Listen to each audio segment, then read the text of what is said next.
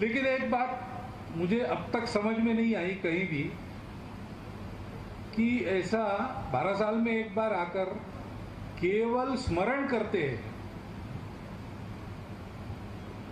तो वास्तव में तो जो प्रत्यक्ष हाथ से काम कर रहे हैं उनको यहां बैठ के बोलना, हमको वहां बैठ के,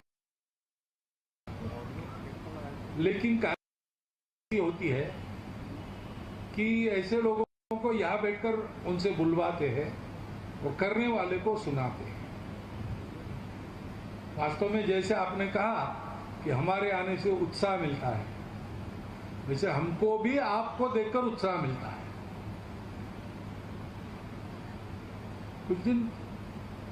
अभी कुछ दिन पहले बात हो रही एक जगह, तो सब कैसा बिगड़ गया है, स्वार्थ की चिंता सब लोग करते हैं, ऐसा है वैसा, ऐसी चर्चा चल रही। तो मैंने उनको कहा कि भाई ऐसा तो है नहीं। अगर हम देखें तो जो अच्छा होता है वो जो खराब हो रहा है उससे 40 गुना ज्यादा है। हम देखते नहीं। आप अपने चारों ओर आंखें खोल के देखो तो अपने पूरे समाज में छोटे छोटे अच्छे अच्छे काम कर रहे हैं, उनको प्रसिद्धि नहीं चाहिए, कुछ नहीं चाहिए, ऐसे इतने सारे लोग हैं, तो मन की निराशा तो भाग जाती है। अब जिनको मैं कह रहा था वो तो मेरे जैसे घूमने वाले नहीं है, उनको एक जगह जितना देखने को मिलता है उतना ही देखने को मिलता है। मेरा भाग्य यह है कि मुझे घूमने को मिलता है और मेरा घूमना फिरना यही सब देखने के लिए होता है। तो इसलिए मेरे मन में निराशा कभी नहीं आती। देश का क्या होगा ये शंका मन में नहीं आती। अच्छा होना चाहिए, हो सकता है, बहुत सारे लोग प्रयास कर रहे हैं, हम भी प्रयास करेंगे, ये भाव सदा बना रहता है। इसका कारण क्या है? आप सब लोग काम कर रहे हैं, आज से नहीं 40 साल से कर रहे हैं। जैसा उस समय तय किया था वैसा ही काम कर रहे हैं।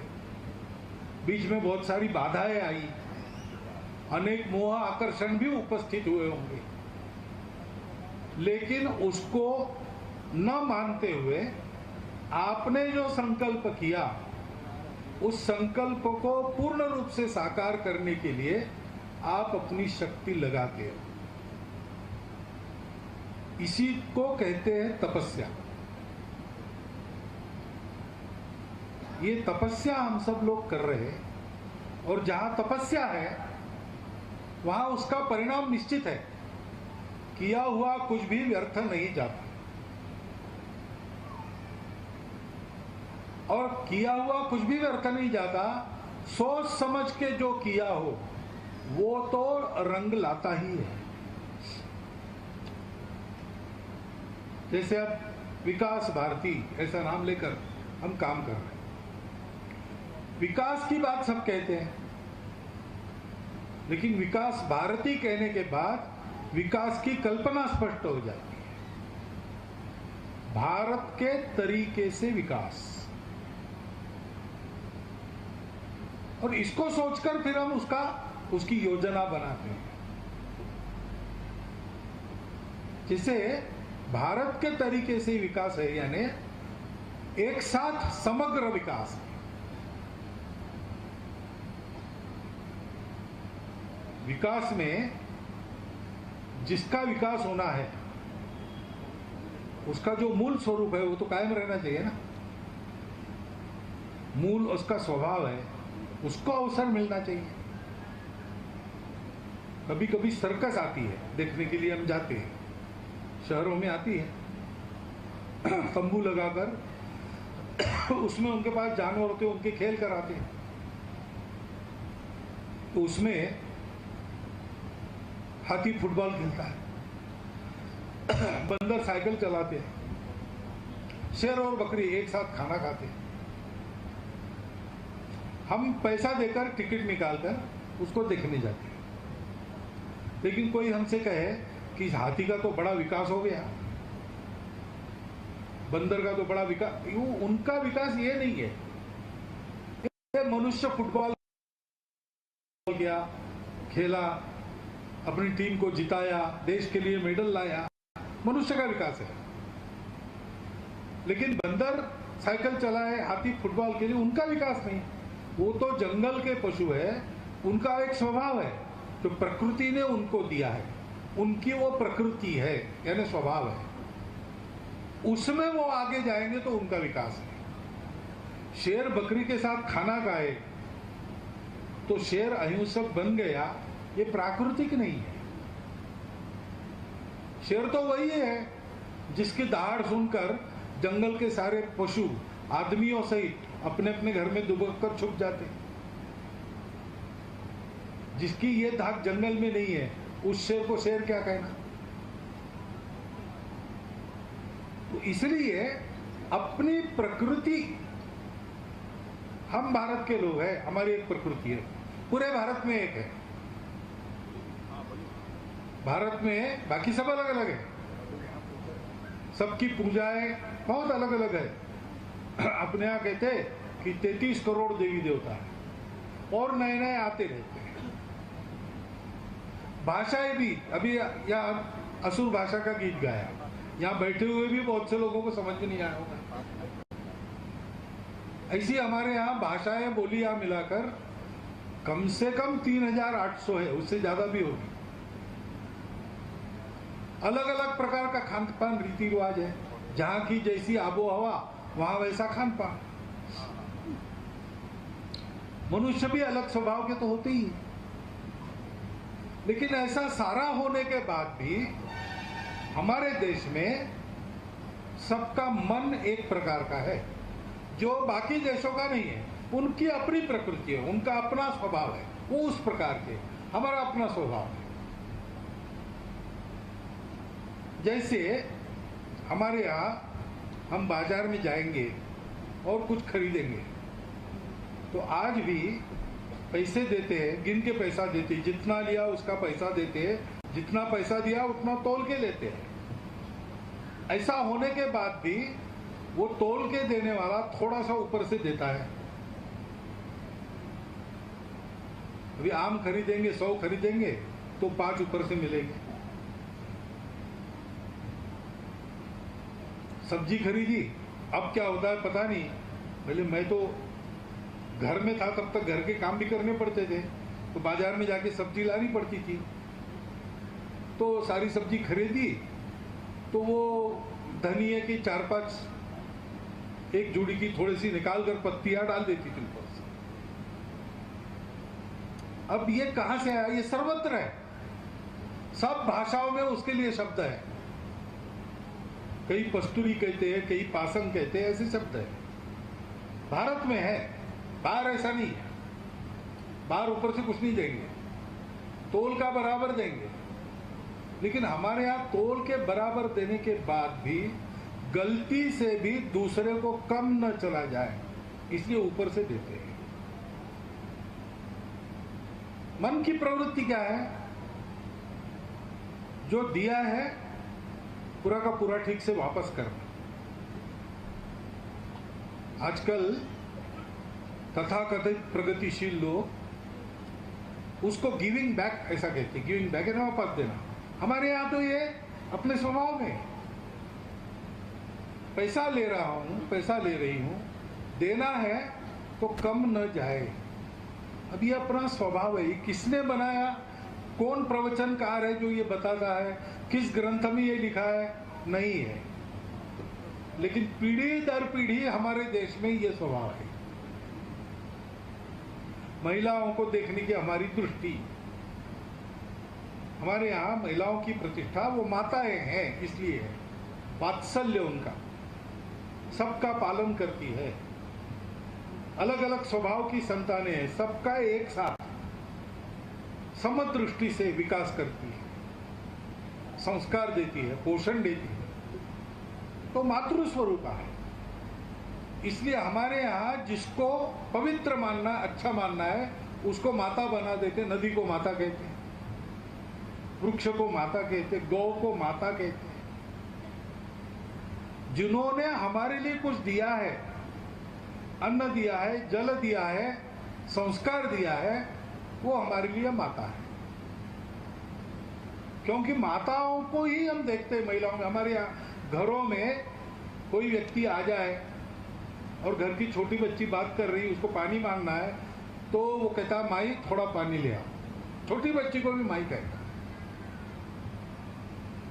कई प्रांतों में बच्चियों को पैर नहीं छूने देते क्योंकि वो माताएं हैं। अब ये केवल हमारे देश में है और सब में है। पूजा कोई भी हो, खान पान कोई भी हो, सब में ये प्रवृत्ति है। अब हमारी ये प्रवृत्ति है, हमारी ये प्रकृति है, इसी के आधार पर हमारा विकास होगा। इसको छोड़ के हम दूसरा कुछ करेंगे, हो सकता है उससे पैसा मिलेगा, लेकिन वो हमारा विकास नहीं किया जाएगा। कबीर महाराज ने कहा है, केवल ऊंचा होना विकास है क्या पेड़ के लिए? कबीर महाराज कहते हैं, ऊंचा भया तो क्या भया, जैसे पेड़ खजूर, पथिकन को छाया नहीं, फल लागे अति दूर। तो पेड़ बड़ा है, ऊंचा है, इसलिए हमारे यहाँ बड़ा नहीं मानते। जो छाया देता है वो बड़ा है, जो फल देता है जो बड़ा है। अपने पास जो है उससे दुनिया भर की सेवा जो करते वो बड़े हैं। जिनके पास है वो बड़े नहीं है, जो पास है वो जो बांटते हैं वो बड़े हैं। ये हमारी प्रकृति है। हमारा जो कोई विकास आएगा होगा उसमें हमको समृद्धि मिलनी चाहिए, हमारे पास वैभव बढ़ना चाहिए, शिक्षा स्वास्थ्य सब कुछ हमारे पास होना चाहिए, अभाव किसी चीज का नहीं होना चाहिए, परंतु हमारा स्वभाव भी उसमें होना चाहिए। हमारे अभाव दूर करने के लिए अगर हम स्वार्थी बन गए तो वो हमारा विकास नहीं है। और इसलिए परंपरा ये महत्व की बात है। और केवल परंपरा से काम नहीं चलता, क्योंकि परंपरा तो है, स्वभाव अपना पक्का है, वो बदलेगा नहीं, परंतु दुनिया बदलती है, उसके अनुसार शरीर को बदलना पड़ता है। आत्मा एक ही रहती, शरीर मन बुद्धि बदलती रहती। तो मैं वही हूं, लेकिन मैं गर्मी में आऊंगा तो मेरे कपड़े अलग रहेंगे, और घोर जाड़े में आऊंगा, अच्छा जाड़ा पड़ता है यहाँ भी, तो मैं स्वेटर पहन के आऊंगा। जाड़े में स्वेटर पहनता हूं इसलिए साल भर स्वेटर नहीं पहनूंगा, स्वेटर नहीं पहनता इसलिए जाड़े ऐसे रहूंगा, ऐसे नहीं करूंगा, क्योंकि स्वेटर बदलता है, मैं कायम हूं, मैं ठीक रहूं हर परिस्थिति में, इसलिए कपड़े बदलने पड़ते। वैसे जमाना बदलता है तो बदले हुए जमाने में अपने स्वभाव को कायम रखकर हम चलते रहे, जीवित रहे, सेवा करते रहे, इसलिए नई रीतियों को भी अपनाना पड़ता है। नई रीतियां अपना पर भी जो स्वभाव में कायम रहते, और स्वभाव में कायम रहकर भी जो पुराने नहीं होते, हमेशा नए दिखते हैं, अपने तरीकों को बदलते रहते हैं, उनको दुनिया में विकसित कहा जाता है। अभी मैं अपने देश को देखता हूं तो हमारा आदिवासी समाज जो है, जनजातीय बंधु अपने जो है, वो पीछे रहे विकास में। वहां शिक्षा का अभाव है, स्वास्थ्य का अभाव है, बहुत काम करने की जरूरत है। ऐसा हम देखते हैं तो शहरों में रहते लोग, उनके पास सारी सुविधाएं हैं, पैसा मिलता है, बच्चों को पढ़ा सकते हैं, डॉक्टर वगैरह बुला सकते हैं, दवा दारू की ठीक व्यवस्था कर सकते हैं, तो उनके पास है, इनके पास नहीं है। लेकिन दूसरी नजर से देखें तो आज ये अनुभव है प्रत्यक्ष, अपने वनों के इलाके में जहां हमारे जनजातीय बंधु परंपरा से रहते हैं, उन इलाकों में लोग शांति प्रिय है, प्रामाणिक है, सरल स्वभाव के है, जो बड़े शहरों में नहीं मिलता। यहां हम आके आंख मूंद के यहाँ के गांव वाले पर विश्वास रख के चल सकते हैं। शहर में जाने के बाद सावधानी रखनी पड़ती है। जिससे बात करते हैं वो विश्वास रखने लायक है कि नहीं बता नहीं सकते। तो एक तरह से उनके पास स्वास्थ्य शिक्षा वगैरह उनका विकास हो गया, यहाँ नहीं हुआ। लेकिन दूसरी तरह से देखें तो यहाँ पर शांति है, प्रामाणिकता है, सरलता है, यहाँ का मानव विकसित है, वहां का मानव नहीं है। उन्होंने नई रीतियां अपनाई, स्वभाव को छोड़ दिया। यहाँ स्वभाव सुरक्षित है लेकिन अभाव है। तो जिनके पास प्रभाव है उन्होंने अभाव दूर करने के लिए काम करना, और जिनका अभाव दूर कर रहे हैं उनसे उनका स्वभाव भी सीखना। ये जो हम विकास करते हैं ना, उसके लिए तपस्या कर रहे हैं। ये हम कोई उपकार नहीं करते। ये काम हम करते हैं तो हमारा भी उसमें विकास होता है। और मनुष्य का असली विकास तो वही है। मनुष्य अपने जो सहयोगी है, अपने जो सहजीवी लोग हैं, मनुष्य अकेला नहीं रहता कभी। मनुष्य फांसी चढ़ने से डरता नहीं है। हंसते हंसते फांसी चले जाते हैं बड़े बड़े देशभक्त लोग, मरने से नहीं डरता मनुष्य।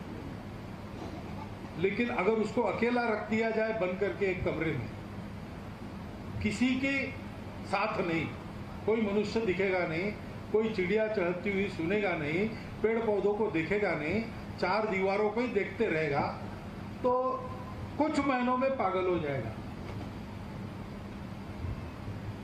मनुष्य साथ रहना चाहता है और साथ में रहता है तो उसको संवेदना है। वो कितना भी खुश हो, प्रसन्न हो, अगर कहीं पर गमी की जगह चला गया तो हंसेगा नहीं, गंभीर हो जाएगा मन से। और कितना भी गम में हो, जहां हंसी के ठहाके लग रहे, ऐसी जगह चला जाएगा तो वो भी हंसने लगेगा। वो वहां उदास नहीं रह सकता, क्योंकि अपने आसपास जो मनुष्य है, जीव है, जीव जंतु है, पेड़ पौधे हैं, वो प्रसन्न है तो ये प्रसन्न रहता है, वो दुखी हो गए तो ये दुखी होता है।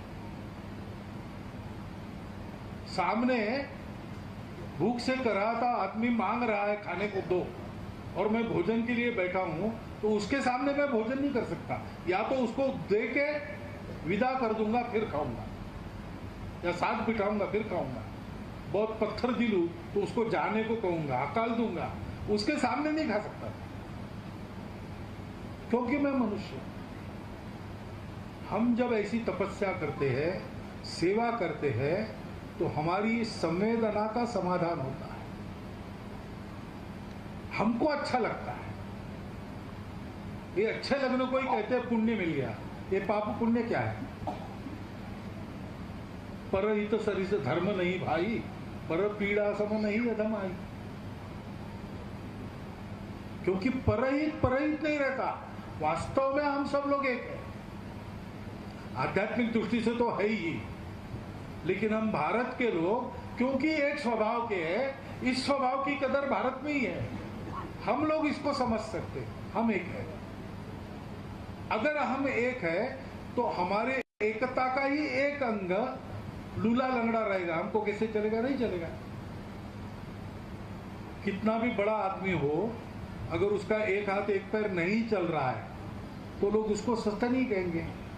बाकी मैं सब कर लेता हूं, ऐसा नहीं चलता भाई। पूरा एक एक अंग स्वस्थ होना चाहिए आप, तब आप स्वस्थ। ऐसे हमारा भारतवर्ष, उसका ये जो समाज है, वो समाज स्वस्थ रहना चाहिए, क्योंकि उसके स्वास्थ्य पर हमारा स्वास्थ्य निर्भर है।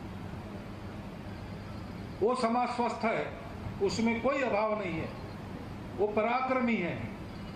ऐसा जब हम देखते हैं और हम विदेशों में जाते हैं तो वहां हम गर्दन ऊंची करके चल सकते हैं, अगर हमारा देश ऐसा नहीं और हम कितने भी बड़े हैं और वहाँ गए हैं, हमारी प्रतिष्ठा नहीं है। ऐसा कहते हैं कविवर्य रविंद्रनाथ ठाकुर, गीतांजलि जिन्होंने लिखी, नोबेल पारितोषिक जिनको मिला, वो जापान में गए और वहाँ की यूनिवर्सिटी में उनका एक भाषण रखा।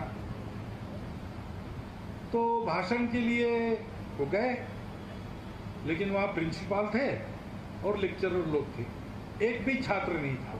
हॉल में प्रिंसिपल और एक लेक्चरर लोग मिला के 50-100 लोग थे, बाकी 500-600 कुर्सी खाली। इतनी बड़ी यूनिवर्सिटी, एक भी नहीं।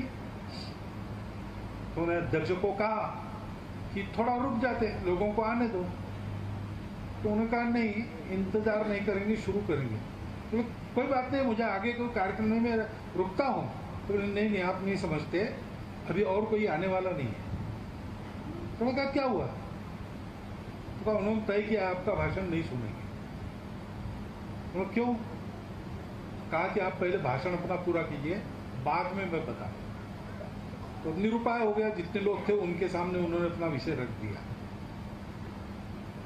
और बाद में पूछा क्या हुआ, तो प्रिंसिपल ने बताया हमारे छात्रों का कहना है कि बड़े नोबेल पारितोषिक विजेता है, ऐसे उत्तम कवि है, विद्वान है, सब है, लेकिन इनका देश तो गुलाम है, ये हमको क्या सिखाएंगे? इतनी विद्या है इनके पास, तो पहले अपने देश को गुलामी से छुड़ाओ, फिर यहाँ आके बात करो। कोई ऐरा गैरा थुकैरा नहीं था, रविंद्रनाथ टैगोर थे। लेकिन उनकी भी प्रतिष्ठा, हम लोगों की सबकी प्रतिष्ठा, हमारे आम आदमी की प्रतिष्ठा, सुरक्षा, उसकी संपन्नता, उसका विकास उस पर निर्भर है।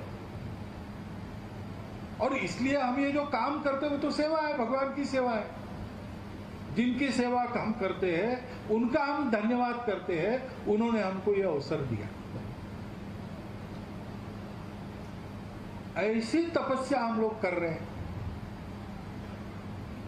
अपने ऐसा कहते, कुछ लोग ऐसे होते हैं कि जिनको देखने से हम धन्य हो जाते हैं। मान लीजिए भगवान का दर्शन हो गया किसी को, तो कहता है बस हो गया, सब जन्म मेरे तर गए, अब कुछ रहा नहीं लेने देने का, पाने का, सब कुछ मिल गया, ऐसे धन्य हो जाते हैं। ऐसे इस प्रकार की तपस्या करने वाले लोगों के दर्शन से देखने वाला धन्य हो जाता है। तो मैंने कहा कि देखकर भी चिंता होती है, लेकिन केवल आपकी चिंता देखकर होती है ऐसा नहीं, तो आपको देखने से हम धन्य हो जाते हैं, हमको विश्वास मिलता है। हम बाकी जगह जाकर सीना ठोक के कह सकते कि अपने देश का भला होने वाला है। अरे ये सब गड़बड़ है, वो सब गड़बड़ है, वो सब गड़बड़ है, पता है, लेकिन बहुत लोग हैं जो गड़बड़ नहीं है, सही है, और जैसा करना चाहते हैं वैसा कर रहे हैं। तो एक तरफ विकास भारती के काम से जिनका विकास कर रहे हैं उनका कल्याण होगा, दूसरी तरफ विकास भारती के कार्यकर्ताओं को देखता है देश, तो देश का मनोबल, आत्मबल बढ़ेगा। तो दोनों तरफ एक अच्छा काम हम कर रहे हैं, इसमें घाटा किसी का नहीं, इसमें सबका लाभ है। और यह काम हमको, हम ही रखकर हमको दुनिया के सिरमौर लोगों में एक बनाता है। स्वभाव को कायम रखकर हमको नया कलेवर समय के अनुसार देते रहता है। असली विकास हमारा इसमें से होते रहता है। ये ऐसा काम है, इससे जैसे मनोयोग से आप बने हैं अभी तक, वैसे आगे भी बढ़ते रहना है, क्योंकि इसका कोई अंत नहीं है। आगे बढ़ने का कोई अंत होता है क्या? इतना आगे जिसका कोई छोर नहीं, जहां पूर्णता ही मर्यादा हो, सीमाओं की डोर नहीं। विकास एक ऐसी चीज है, यहां तक विकास करना सोच के विकास किया, वहां गए, वहां पहुंचने के बाद दिखता है कि इसके भी आगे है, तो मनुष्य है लेकिन मानवता नहीं, इंसानियत नहीं है। वो मनुष्य बन जाए असली पहले, वहां जाने के बाद उसको लगता है, लेकिन मनुष्य से कोई होते अति मानव, सुपरमैन कहते, सुपरमैन फिल्में वगैरह निकलती उसमें दिखाते हैं, कि अलौकिक शक्तियां जिनके पास होती, तो फिर मनुष्य अलौकिक बनना चाहता है, सुपरमैन बनना चाहता है, अति मानव बनना चाहता है, लेकिन वहां रुकता नहीं। उसको लगता है कि देव बनना चाहिए, तो देवता बनना चाहता है। लेकिन देवता कहते कि हमसे तो भगवान बड़ा है, वो भगवान बनना चाहता है। और भगवान कहता है कि मैं तो विश्वरूप हूँ, अभी तो आपको एक रूप में दिख रहा हूँ, लेकिन मेरा जो सारे विश्व में व्याप्त ऐसा बिना आकार का रूप है, वो असली मैं। तो वहां भी कुछ है क्या रुकने की जगह, कि वहां से भी आगे कुछ है, ये कोई जानता नहीं है। ऐसे कह नहीं सकता, नहीं है ऐसे भी कह नहीं सकता। लेकिन एक बात जरूर इससे कहते लोग कि विकास का कोई अंत नहीं है। बाहर का विकास भी, अंदर का विकास भी, दोनों का कोई अंत नहीं है। ये निरंतर करने की बात है। और इसलिए थोड़ा सा असमाधान रहना चाहिए हम सबको कि इतना सारा किया लेकिन अभी ये रह गया है। इसीलिए आपने कहा ना, मैंने कहा था आप सब जगह अपना काम कीजिए, तो मैंने क्यों कहा उस समय, क्योंकि सब जगह काम करने वाले लोग भी हैं हमारे। अशोक जी इधर काम कर रहे थे, और भी लोग काम करते, कल्याण आश्रम काम कर रहा था, अभी भी कर रहा है। तो एक ही रास्ते पर ज्यादा वाहन हो गए या ज्यादा आदमी हो गए तो टकराते आपस में। इसलिए रास्ते पर नियम देते, आप बाएं तरफ से जाओ, आप दाहिने तरफ से जाओ। लेकिन ये मालूम है और ये करना भी पड़ता है। फिर भी उस समय ये क्यों कहा मैंने कि ठीक है आपको बाहर के इलाके में भी काम कर सकते हैं, क्योंकि विकास का कोई अंत नहीं। और कार्यकर्ता के मन में ये अनुभव आना चाहिए कि इतना सब कुछ किया और थोड़ा बाकी है, क्योंकि हमेशा और थोड़ा बाकी रहता ही है। और इसलिए यह मत समझना कि इतने इतने काम करते, इतने वृक्ष लगाए अब हो गया, नहीं भाई, हो नहीं गया। वृक्ष लगते रहने चाहिए। इतने लोगों को पढ़ाया, हो नहीं गया भाई, और नई पीढ़ी आएंगी, उनको भी पढ़ाना है। पढ़ाई सतत चलनी चाहिए, स्वास्थ्य की चिंता सतत करनी पड़ती है। ये सारे सतत करने के काम हैं, इनका अंत नहीं है। और सतत करने में ही इससे पूरा समाधान सबको मिलता है। और इसलिए आपको देखकर एक तो मुझे उत्साह मिला, आपने ये सब कुछ बताया, बहुत अच्छी बात है। आपको मालूम है, फिर भी मैंने बताया कि इसको छोड़ना नहीं कभी, इसको जारी रखना, और नए नए आयाम और नए नए क्षेत्र ये करते रहना। क्योंकि इतनी बड़ी दुनिया है, इतने सारे लोग हैं अब्जावधि, तो सेवा की आवश्यकता तो सतत रहेगी, विकास की आवश्यकता तो सतत रहेगी। और करने में हम सब साथ हैं। आप यहाँ काम कर रहे हैं, आपको आज ये तो लग ही रहा है कि बहुत वर्षों के बाद मैं आया, लेकिन मैं आपको बताता हूँ कि इतने सारे वर्षों में मैं शरीर से यहाँ नहीं था। लेकिन एक विकास भारती है, उसमें बहुत अच्छा काम चल रहा है, उसमें ऐसे ऐसे लोग काम कर रहे हैं, उनको कुछ आवश्यकता है तो उसकी पूर्ति के लिए मैं क्या कर सकता हूँ। ये सारा विचार मेरा और मेरे जैसे लोगों का सदैव रहता है। और इसलिए कभी भी आप फोन उठा के हमसे बात भी कर सकते हैं, कुछ चाहिए नहीं चाहिए बता भी सकते हैं, हम भी आपको बता सकते हैं, हम भी कह सकते हैं कि अब मैं आऊंगा। ये अधिकार क्या है? ये अधिकार ये है कि हम एक ही प्रकार के लोग हैं, दुनिया को अच्छी दुनिया बनाने के लिए दुनिया के मनुष्यों को अच्छा बनाने का काम हम कर रहे हैं। क्योंकि मनुष्य ही आज दुनिया के नियंत्रण में है, कंट्रोल में है। वो अच्छा रहेगा तो सब अच्छा होगा। तो वो अच्छा रहे, सब प्रकार से अच्छा रहे, उसको कोई अभाव ना रहे, उस पर अपने स्वयं के स्वभाव का प्रभाव रहे। ये भारतवर्ष का स्वभाव है। और विशेष बात यह है कि ये स्वभाव खेतों से और जंगलों से निकला है।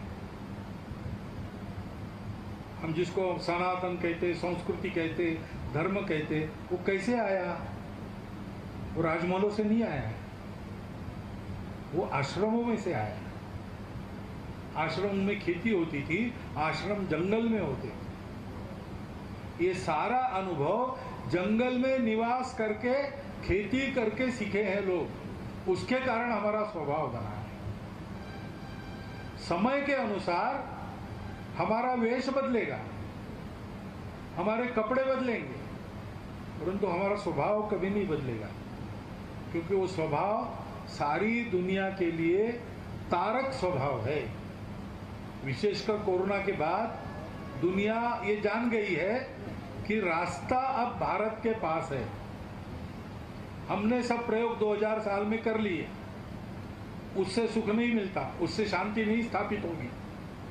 वो तो भारत का परंपरागत तरीका है, वही है। भारत के पास वो है, भारत के पास बाकी बातें आनी है, आ रही है, लेकिन और आनी है।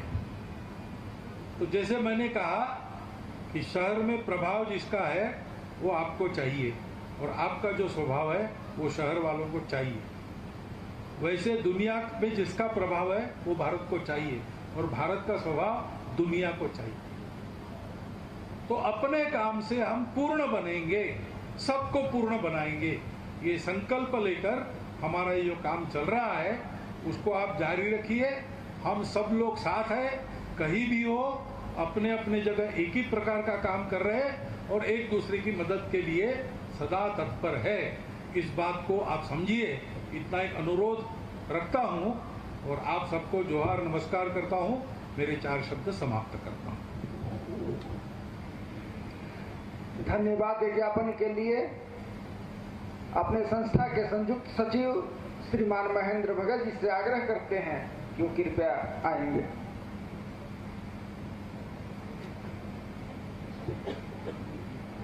आज विकास भारती की सृजन परिसर में ग्राम स्तरीय कार्यकर्ता सम्मेलन कार्यक्रम चल रहा है। आज के इस कार्यक्रम में हम लोग के बीच में राष्ट्रीय स्वयंसेवक संघ के पूजनीय सरसंघचालक माननीय मोहन जी भागवत जी का हम सभी लोग को मार्गदर्शन प्राप्त हुआ है, और हम सभी लोग के जीवन में ये अनुकरणीय है। हम लोग को जीवन में उतारना योग मार्गदर्शन आपका प्राप्त हुआ है। आपके इस क्षेत्र में